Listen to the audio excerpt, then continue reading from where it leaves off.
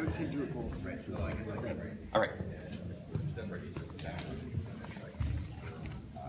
All right, welcome everyone. The sadly last day of AID. I feel like for me personally anyways, it's been a great conference, and I always feel a little bit sad when I see all these people I love talking to. I know that they're going to be dispersing soon. But this morning we have a great final keynote to kick things off from Katherine Isbister, who is recently arrived new faculty, the most recent faculty in computational media here at UC Santa Cruz. Katherine's background, she did her PhD at Stanford, where she was doing kind of work at that intersection of social psychology and media effects research and communication, working with Cliff Nass, among others. I actually knew her through her connection with the Virtual Theater Project at Stanford, which in the mid-90s, kind of virtual theater, Patty Ma's Agents Group and Joe Bates's Oz Group at CMU were sort of the three groups in the early and mid-90s doing interactive drama work. And so Katherine was doing some work with virtual theater at Stanford, and that's how I first met her. The focus of her work is on sort of emotions and social interactions in games, and coming up with kind of both really interesting design ideas for evoking new kinds of emotional experiences and social interactions through interactive media, but also coming up with ideas for measuring it and sort of qualifying and quantifying in various ways the nuance of emotional interaction in media, which I find really exciting. So without further ado, please welcome Katherine Isbister.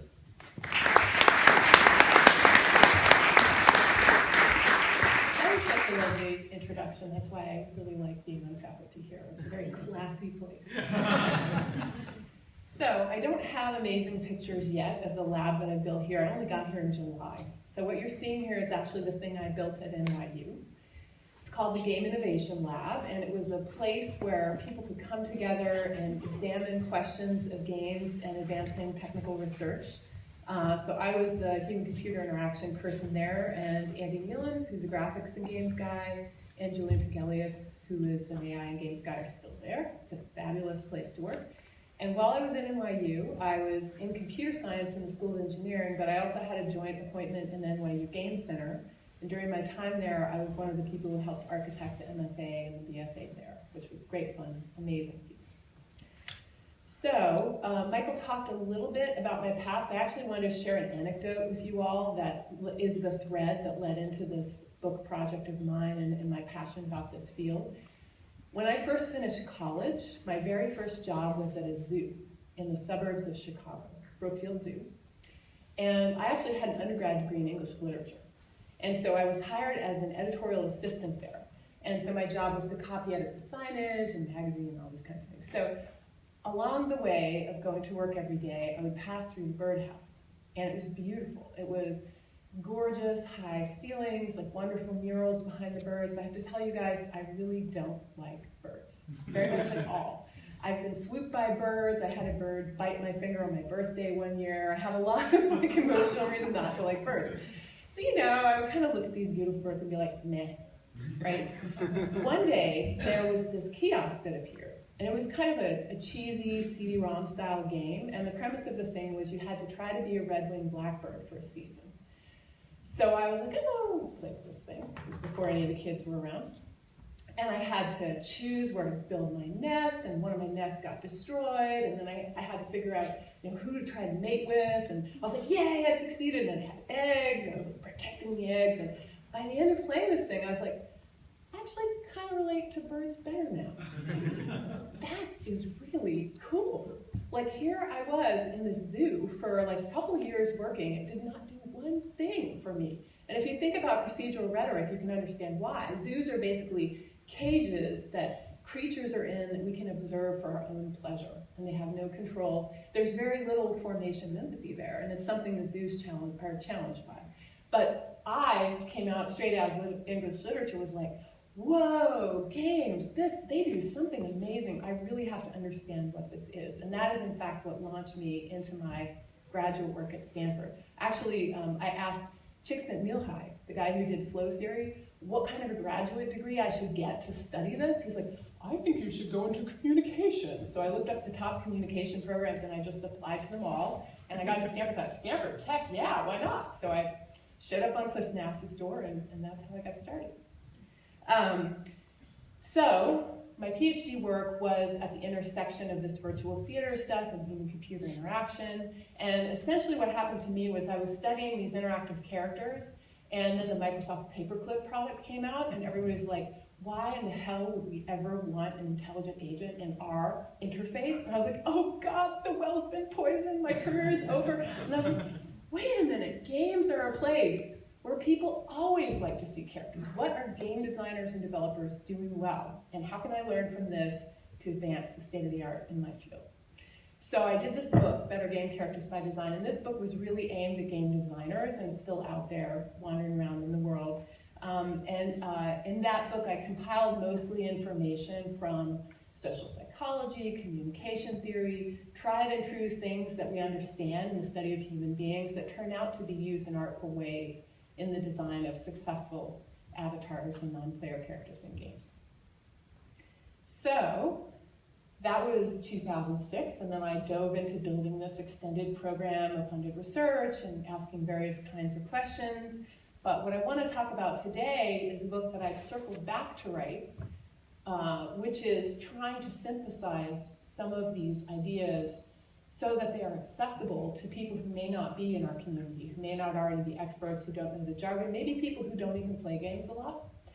And this book is part of a series called Playful Thinking at MIT Press, and Miguel Sicart, who's in the back of the room, has a book in this series. It's right there. It's also an excellent book. The middle is the cover design from my book, and a lot of you will recognize the Journey game. These books are meant to advance an argument that creates interesting conversation around games. So what I thought I would do in this talk today is share with you the argument that I've constructed in the book and the examples that I've provided towards perhaps getting you all to reflect on how what you're doing in advancing the vanguard of what's happening in AI and entertainment and games has contributed to these amazing things that games do, and also get you ruminating and thinking about potential future research challenges. So here is the premise of it. Essentially, that game designers, games usually get a rap in the general press for being these kind of asocial time sucks and potentially addictive and all kinds of strange things. So I'm making the argument in the book that in fact, game designers have innovated profoundly new techniques for creating social emotions in players that are simply not available in any other medium. So they have profoundly contributed to the potential of the media landscape, and everyone should be really grateful and excited about that. So in order to assert that games have these unique emotional properties, we need to start with some kind of agreement about what a game is, and I actually made use of Jesper Juul's definition from Half Real, kind of a classic definition. The part that I want to focus your attention on particularly is the bolded part. So I would argue that at their heart, games function emotionally for players because of players' active and consequent participation. And that came up some in the player experience and player modeling session yesterday, that the heart of what makes games unique is the fact that people can make choices, and those are consequent choices that have emotional impact for them. And so in this way, I personally believe that games are a lot more like sports than they are like other media. And I think there's an interesting disconnect in the public, and I think it has to do with, this is an esports tournament, right? How many people track on esports at all? Probably a lot of people. Okay. So, very difficult strategic team-based games often that people play, and sometimes they're broadcast places like Twitch. But in any case, if you don't know what's going on and you look at this, it's very opaque to you. You don't understand what's going on. And since games got wedded to cinema somewhere in the 90s, what's happened is people who don't play games, the only thing they understand about the emotional experience of games is the cinematic techniques they see on the screen. They're essentially copying what's been done in movies, right? And then they feel like they can be literate and evaluate that and like, oh, well, that was cheesy, or whoa, that was really great. But you think about something like FIFA sports games, right? I mean, those are literally designed to look just like watching a sports game on TV. So there's this crazy hall of mirrors effect that's happening. And I think your average person in the general public doesn't realize that many of the emotions that are arising out of gameplay for players are much more like the emotions they would have if they decided to go enter a marathon, right? They're training for the marathon, you know, they have like daily goals, they get frustrated when they don't meet them, they choose different courses based on how strong they are, then they get into this massive, you know, run, and they figure out, you know, what's the heat of people that they can compete with, and maybe they're glad just be done. But the emotions that are arising, for the most part, are emotions arising out of their own agency. And I think that's something that's often missed. This means that a lot of the emotional character of experiences that happen with games arise from this interaction between people's goals and what the game offers in terms of goals they could choose and challenges. So people mentioned flow theory yesterday. This is the quintessential theory that's been applied to games. It's an elegant way of trying to map and understand the flow of emotions that come and go for people. In particular, sort of the fiero, oh my gosh, I overcame it, in contrast with frustration and, you know, dealing with things like boredom, these kinds of media consumption feelings that come out of engaging with the game. So in the book, I sort of say, look, if you don't know anything about games, this is a very useful theory to think about in terms of the baseline emotional responses that are happening to games. And that's arising out of personal control and agency, and then an elegant set of choices that is provided by game designers. And Csikszentmihalyi himself called out games as a centuries-long practice of crafting things through artifice that bring us into flow. So others have created interesting models of emotions in games, and I think I would be remiss without citing Nicole Lazzaro's work. How many people are aware of her work? So you guys should look into her work. She's a really interesting person. She's not in academia. She's actually a consultant. She has an undergrad degree in psych, and she's been doing play testing for years, and she has a really interesting model of the types of emotions people feel when they play. That's sort of rooted in psych theory, but also in things like Bartle's taxonomy of players. And there's some really nice work here, so I highly encourage you to check this out. And her work also points to choice and agency, and then looks at the kinds of different choices people want to have and what gives them pleasure and what sorts of pleasure. So moving from flow and starting to think about the kinds of variables that Nicole has introduced, the thing that I'm really interested in, having training in social psych and communication, is the fact that games take that baseline of flow and then they add this amazing layer of social emotions to what's happening. And I would argue in a way that no other medium does. So here's a quote from Will Wright. He says, "People talk about how games don't have the emotional impact of movies. I think they do, they just have a different palette. I never felt pride or guilt watching a movie." And I think, as usual, he puts his finger right on the crux of the innovation, which is that consequence and meaningful choice allows you to actually experience emotions that are aligned with consequence, and to do that in a social way. So I believe that this insight that he had came out of, this is a way back machine game here. This is Creature Isle Black and White. So he talks about, there's an interview with him in Discovery Magazine, I think, where he talks about playing this game for the first time, and he's like, so in this game, you had a creature. It's like, oh, great AI, so cool, adaptive. And you could either train your creature, your minion, you're kind of this godlike figure, and you could train your minion to be good or to be evil. And so he's like, oh, And so he gets this cute creature, and he starts slapping it around, like, you know, trying to make it evil. And he's like, and he feels really guilty. He's just like, why do I feel guilty? I know this is a software construct. Like, what? I mean, of all people, why would he feel guilty, right? I mean, it's nuts. And the reason is because he's hardwired to do so. And this is actually the work of my own PhD advisor, Cliff Nass, and this other guy, Byron Reeves. If you look at, a bunch of people were using Return the Floor and these other sort of appraisal-based models of emotion. If you look at emotion theory up to the present day, there's this notion that a lot of how we feel has to do with our goals and the outcomes of those goals in the world, and not just for us as individuals, but also our social goals. Like, how do we want to date so-and-so? I'm thinking of prom week, right? That was built right here. Oh, I want to date so-and-so, or so-and-so's not as popular as such and such, so I'm going to try to fix that. And we have these very powerful emotional responses to those kinds of situations. So to the extent that the game can successfully put you in those situations and make them feel consequential, you're going to have these kinds of feelings. So Cliff and Byron, this is a great, if you haven't read this book, you might want to check it out. They demonstrated these effects. They basically took social psychology experiments and they took out the person and substituted a computer. So my favorite one is, there's this one where the computer does favors for you. It basically, like, you're taking some difficult test and it finds some information for you or not. Those are the two different conditions.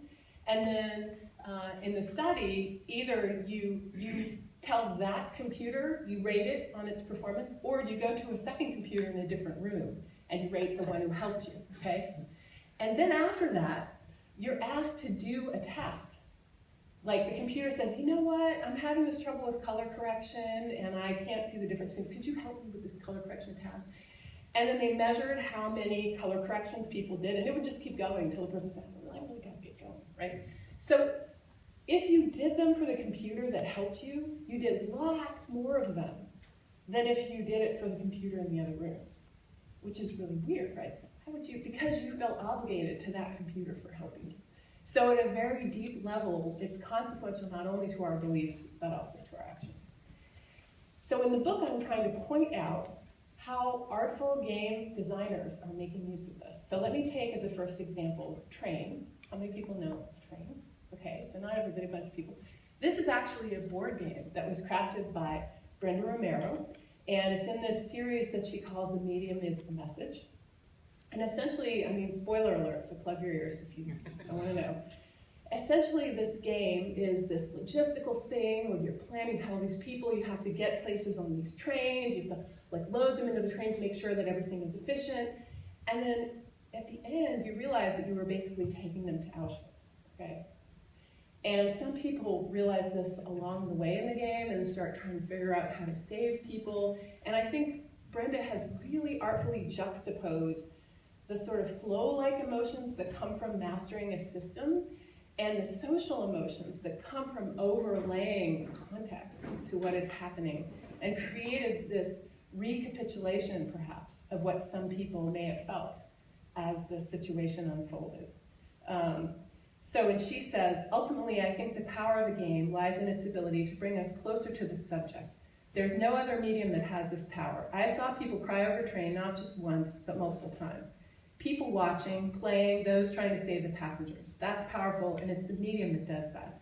It's my medium, sure, but the power humbles me still. And I really, truly believe that. And that's like a board game with no digital augmentation. So let's think about digital games. So one of the things that I really dove into in my dissertation work and also in my book, Better Game Characters, was the multiple layers at which avatars function psychologically for players. So I would argue that the avatar is one of the single most amazing innovations of games, right? And this is because when you craft an avatar, you create a prosthetic body for the player. They have to do in the manner of the avatar. You create a social persona for the player. They are given choices within the context of who that person is socially.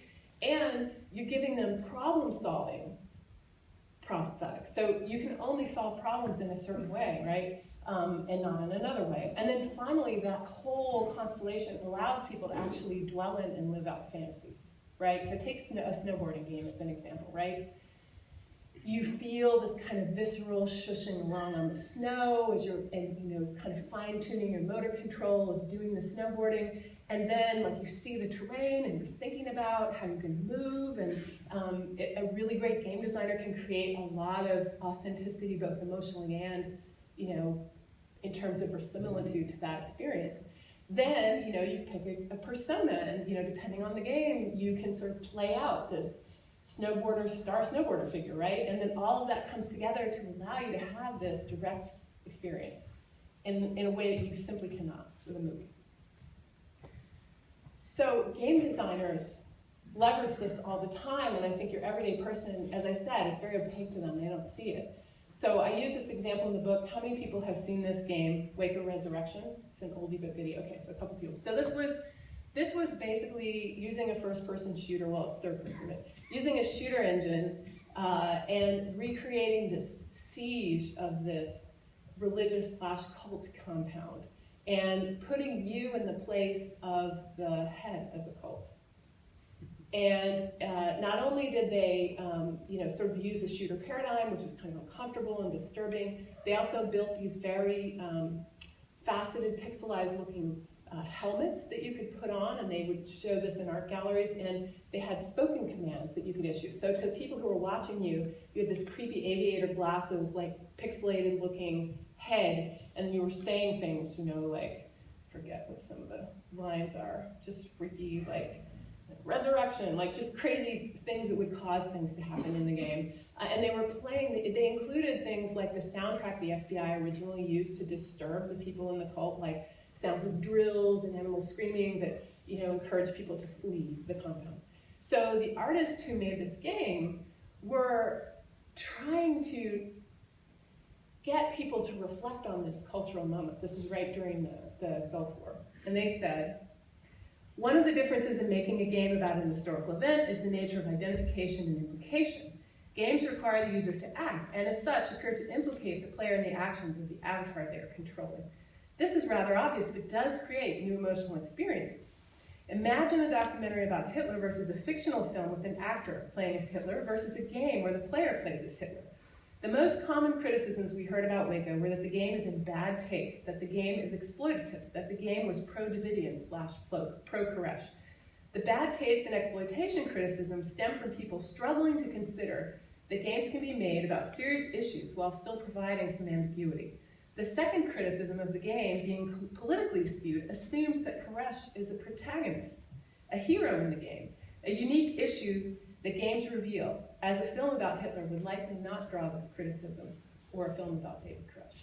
So this game was actually a prize winner at Ars Electronica, which is kind of the big media venue.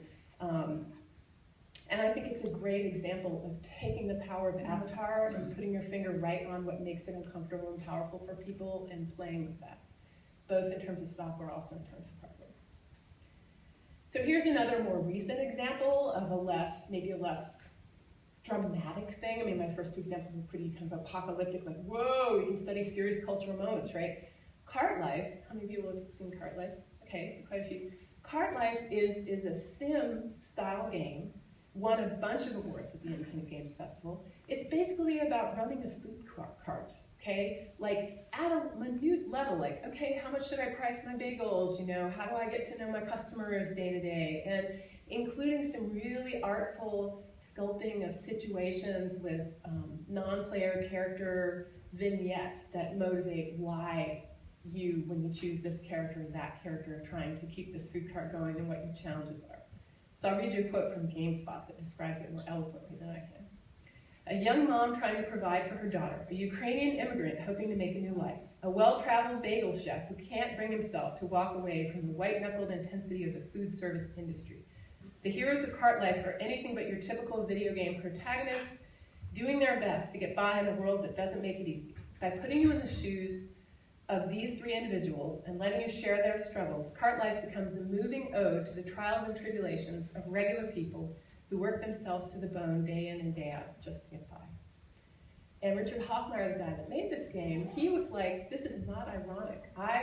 When I was a kid, I really wanted to understand these things, and he deeply believed that simulating this in an adept and poetic way is a great way to communicate to people the texture of the life that they may never actually experience themselves or even understand. I mean, I used to live in New York, and you get this skin on you. You pass by people, you see the food cart, but you never stop and think, oh, what's that person doing? What's their life like? They're just like me, and they have these challenges, and I wonder how all that works for them. So similar to the bird game and the zoo, I think this game demonstrates the potency of using an avatar in a different way.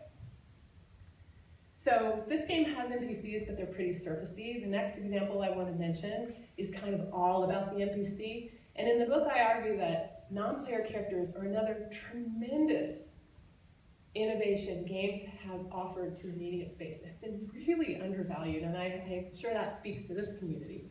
And I use a Japanese dating sim as an example. How many people know about Love Plus? Oh, not that many people. Okay, this is a crazy genre that's much more popular in Japan than here.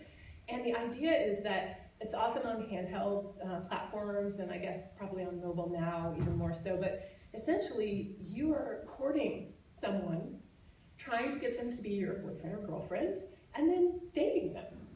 And it ranges from the pornographic, which you might expect, but all the way to these really chaste, kind of sweet, winsome romances, you know. And being a sentimentalist girl, that's the kind of example I chose to portray here. So Love Plus, and this series has been going on for quite a while, and it's kept the same 3 potential NPC paramours. Nene, Manaka, and Rinka. So Nene is sort of an older sister type. She's a year ahead of the player in school, and he meets her at a part-time job at a restaurant after school. Manaka is a wealthy, sporty girl who plays a lot of tennis, and she's a year ahead of the player too. And then, let's see, I don't have the last girl, but you get the idea. So it's like kind of high school, and this game has this elaborate set of choices and actions and subtle responses from the character. So in the first phase of the game, you're courting the girl, and you have to figure out, you know, where to meet her, what to say to her as you go along. First of all, you have to pick who you're interested in, and then sort of figure out their habits, you know, help them, carry their stuff, bring them things, etc., until finally there's a moment at which the two of you decide you're dating. And then after that, it continues to be really entertaining and interesting, and you slowly get to know this girl, right? So maybe you go to a karaoke bar the first time and she's too shy to sing, and then the next time you go, she like sings some loopy song, and people just have such an attachment to this game. I mean, you wouldn't believe, to the extent that there was actually a guy, and of course this is partially a media stunt, I'm sure, but in 2009, this guy literally went off to Guam and officially married his Love Plus girlfriend, okay? And if you think this is an anomaly, I will tell you that at the height of this particular version of this game, there were resort hotels in Japan that catered to people who played this game and would have these events. And in Japan, they also have these life-size pillows of these characters, and people sometimes have them and sleep with them every night, and it's just this thing, you know? And it's interesting because on one level, you might find it disturbing. You might say to yourself, wouldn't they be better off finding a real person? There's been a lot of journalism about this phenomenon, and what the players usually say is, look, you know, life is hard. I'm not having that much luck in the dating scene right now. And this is just, it's nice. It feels good. It's predictable. It's understandable. You know, they're not saying, I think this is a lifelong substitute, but it's sort of meeting a need for a person at a given point in time. And I think you can see a parallel to this phenomenon in the US. Romance novels are a tremendously popular and lucrative genre of fiction. And I have a friend who's studying this, and basically she says, reading romance novels isn't so much about pining for this love that you're never gonna have. It's actually a fantasy of being taken care of. And that a lot of the women who are reading these romance novels are kind of exhausted, they're caretaking in their homes, and things are just kind of too busy in that way, and they read these novels like, oh, Fred took such good care of Sally, that makes me feel great, right? And so I think that these dating sims are a really interesting example of how agency and choice making can be taken to a really interesting extreme and an elegant form that can in fact craft these substantial long-term emotional connections, right? Something that I know a lot of people in this community are aiming for with some of their work. So circling back to avatars, another point I make in my book is the minute you add other people, so far we've been talking about solo play. The minute you add other people, you create a whole different set of options and potential emotions for players through the artful use of avatars. And a game that I think does this especially well is City of Heroes. How many people ever played City of Heroes? Oh, not that many. Oh, that's so sad. It's such a cool game.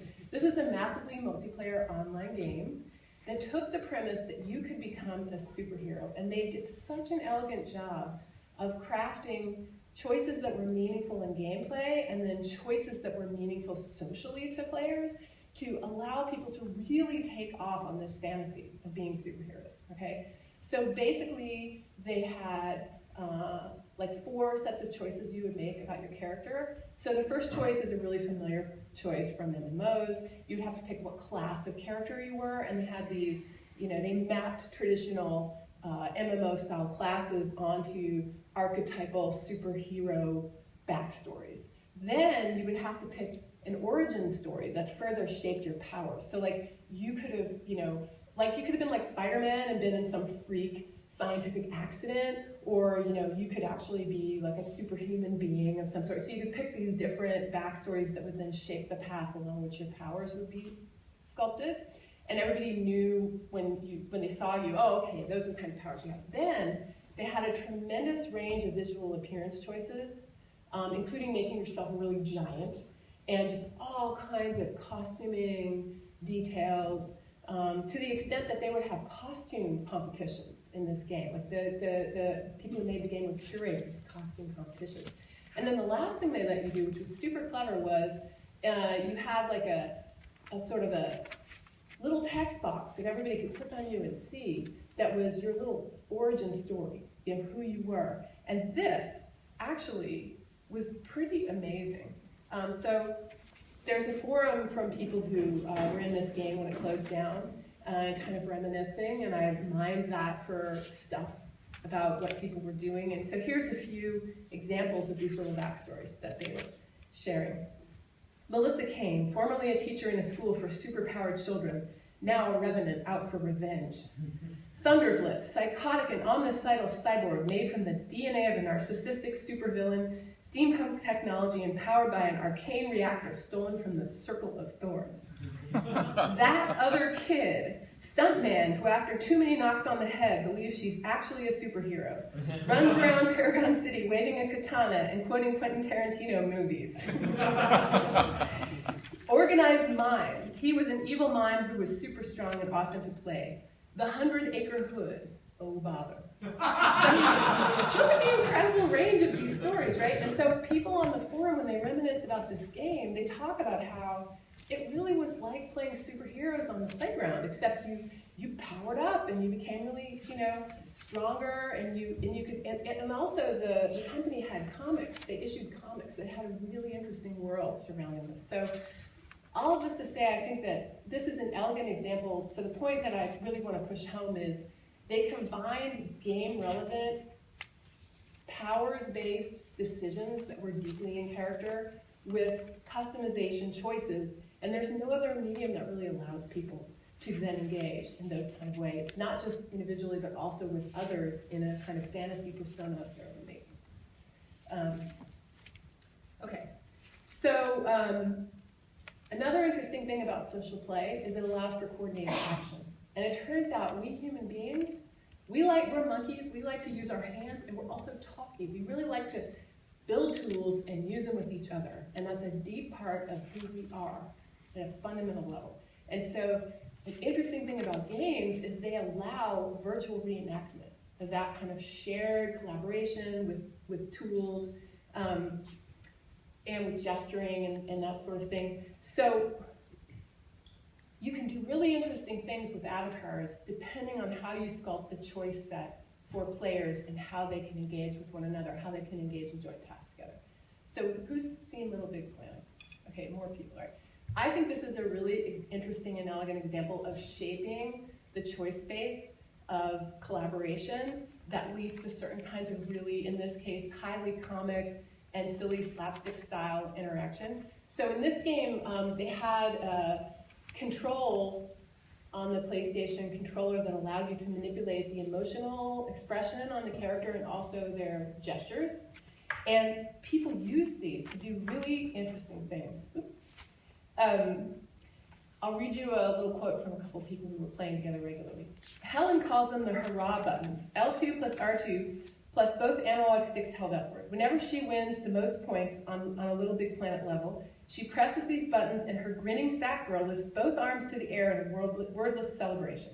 My sack boy, meanwhile, tends to scowl and storm off the side of the screen, fists clenched. Or after a particularly stressful level, he might pull out a frying pan and hit Helen's sack girl over the head. Helen tends to take losing slightly better. She will drag my sack boy away from the camera mid-disco dance in a vain attempt to take the spotlight. Either way, nigh every level ends in a comical scuffle between our characters without a word spoken between us in the real world. And then this same guy also talks about how the two of them, even though they're sitting in the same room, often prefer to use the characters in a puppet-like manner to engage with each other. So he says, instead of Helen telling me to go over there and pointing at a corner of the television screen, Helen Sackville herself points at a switch within the world, and my Sackville goes there. When he finds the wrong switch, Sackgirl shakes her head angrily and points again. This time my Sackboy gets it right, and Sackgirl grins and gives a thumbs up.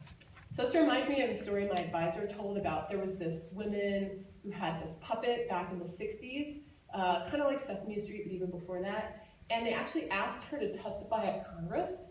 And I think it was called Lammy, the puppet. And so Lammy was making a point, and a senator addressed the puppet and asked it for clarification, right? And so pointing back to this work about how this is so hardwired in us, if you provide limited controls to people, you can engender these beautiful situations. In this case, you know, Harold Lloyd-style silent film slapstick humor that people discover and just have a lovely time with.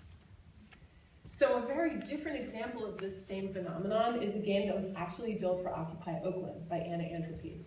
And this game was embedded in a console, and the idea of the game was each person who came into it could help make another move, and it took the collective action of many people's avatars over time to actually achieve the end goal. And people could sort of sacrifice forward progress with their own avatar by opening a gate that they knew would be helpful to players that came after. So the concept of this game from the start was to sort of mirror the collective action of this public demonstration. And the design from the bottom up was aimed at this goal. And I encourage you guys to go look at videos of this game. I don't know if it's playable anymore. There might be an emulator somewhere.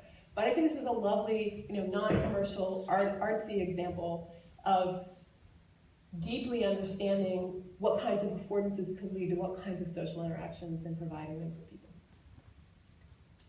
So an amazing thing about avatars in social settings, as you all probably know, because you probably played a lot of network games, is this works not just, both of those games were sitting in the same room, this works plenty well sitting far away from one another.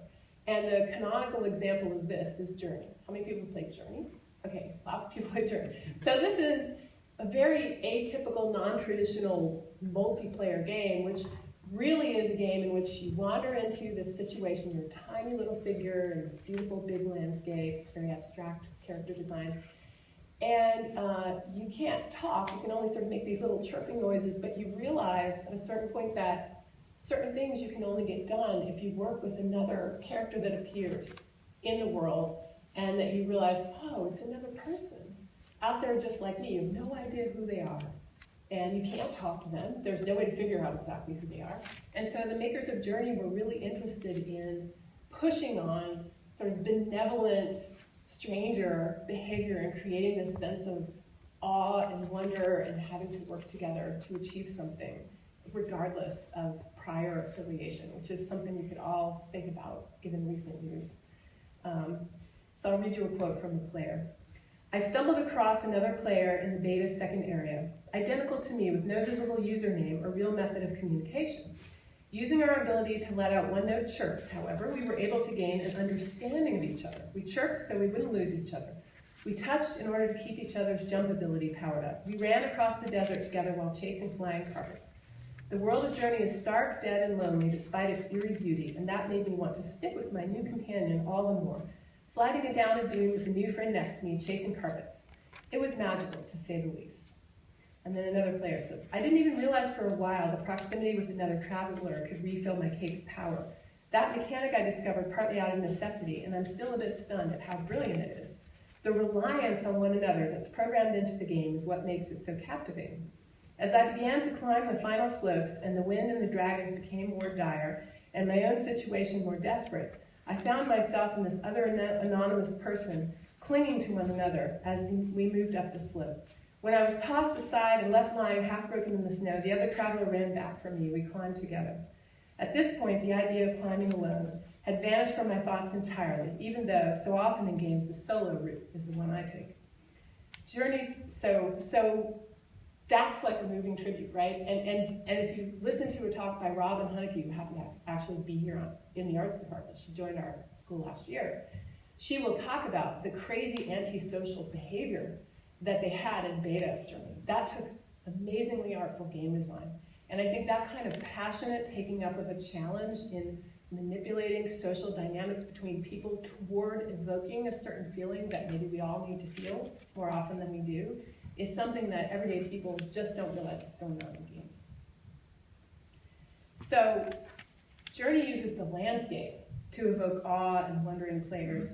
Animal Crossing, New Leaf, uses this metaphor of living in a cozy village. So how many people have played any rendition of Animal Crossing? A few people, okay.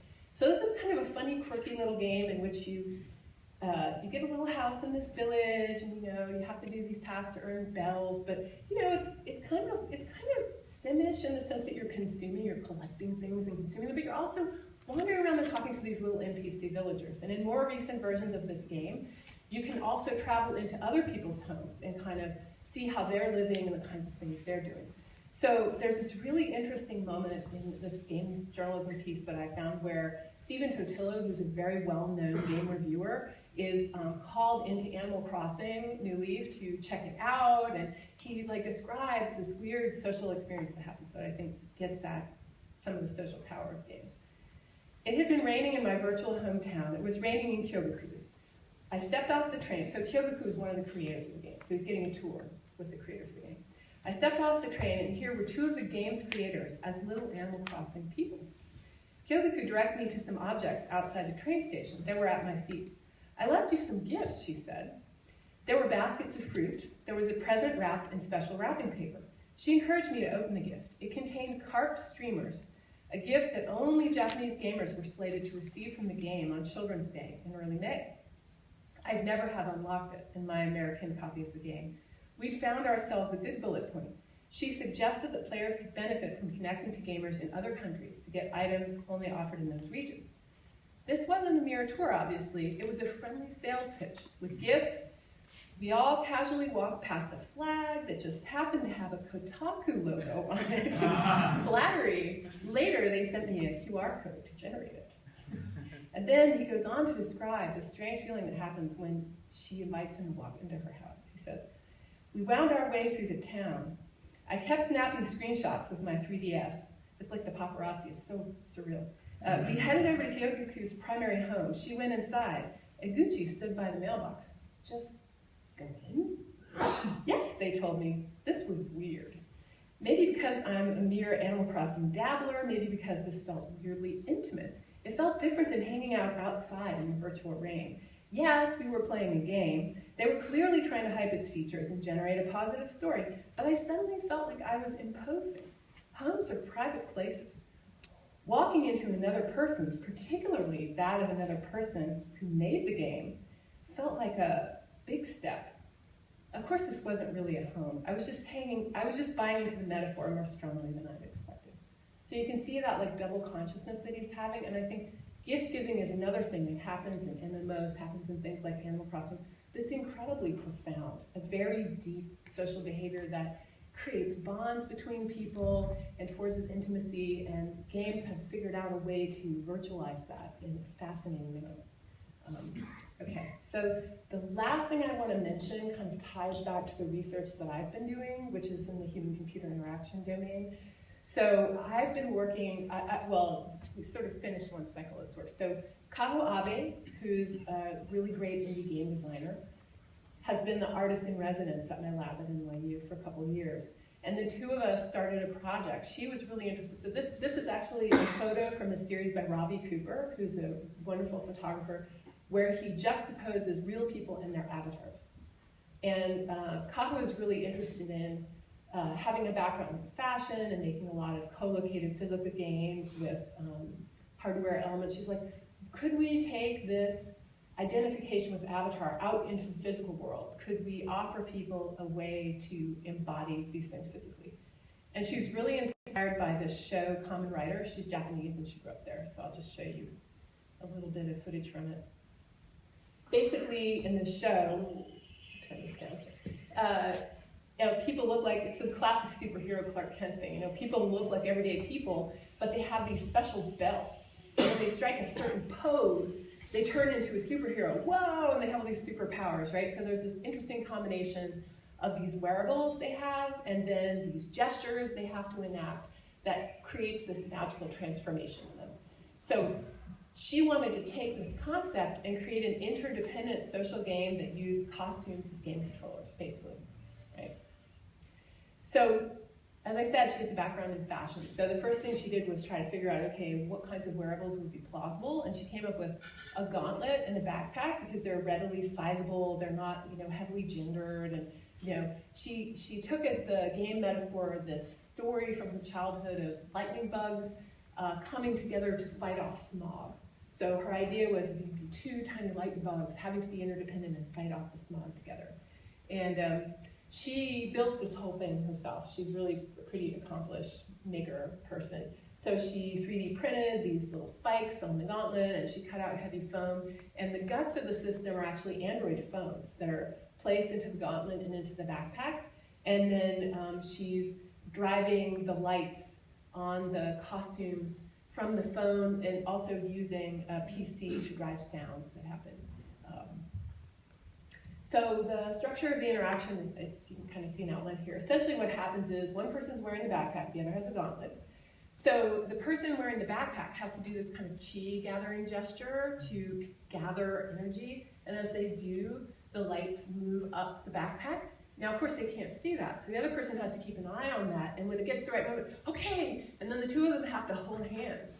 Then that slowly charges the gauntlet, and when all the lights light up, the person with the gauntlet has to go shh, like this, and then it makes a ka-chee sound, and then light, parts the clouds a little bit more. And so it's a very simple game. The idea is just to do that successfully as many times as you can in order to, within a set time period.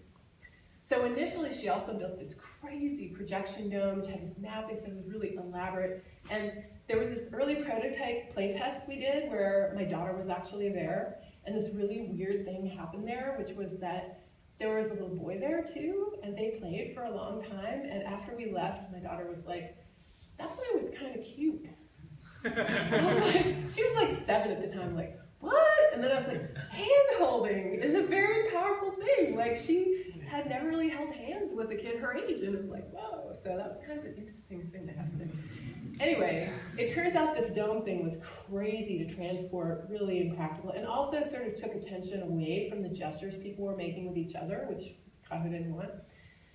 So she actually reworked the game to create all of the feedback through the patterning of the lights and the sounds that were happening, and that's the current rendition of the game. It was actually an indicated night game, so I don't know if anybody was there, but she staged it there.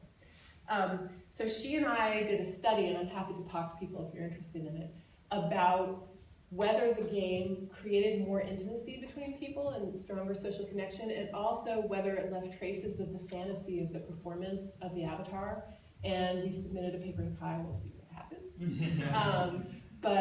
I'm really interested in pushing further on this work on embodying some of the things that avatars cause for people in virtual worlds, and that's an exciting area for me. Okay, so that's sort of like a high-speed tour through some of the main points in the book. I hope by now you are willing to accept this premise. I think this audience is very amenable to this premise, but maybe this talk will have given you some ammunition and some examples for those inevitable Thanksgiving conversations. Why don't you know? Games, blah, blah, blah, which I get all the time. So if I've provided you with that sort of thing and nothing else, then hopefully that's a value. And that's it. Oh, the last thing is somebody yesterday talked about how they were hiring. We are hiring here too. So talk to Arnav or Michael or any of us. That's it. I'm happy to take questions.